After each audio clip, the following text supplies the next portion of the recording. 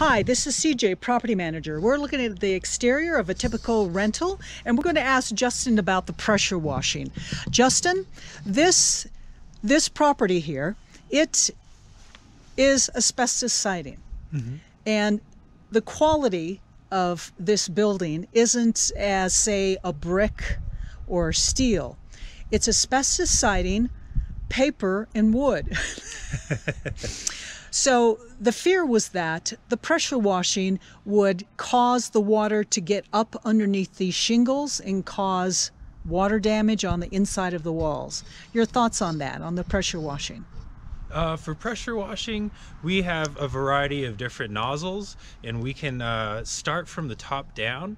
And the guys are very mindful of those gaps and cracks. And we do fully let those areas dry out prior to continuing any sort of prep work, so that we make sure that any sort of moisture that could get trapped within the siding or within certain trim boards, all of that has escaped before we continue to paint and prep the surface.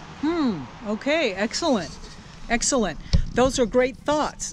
Every building material is not equal, and those are the things that Justin at Color World, he keeps in mind to make sure that the paint job executed is top-notch. And that, as a property manager, is what we look for to maintain our landlords' properties. So we'll be back with more thoughts.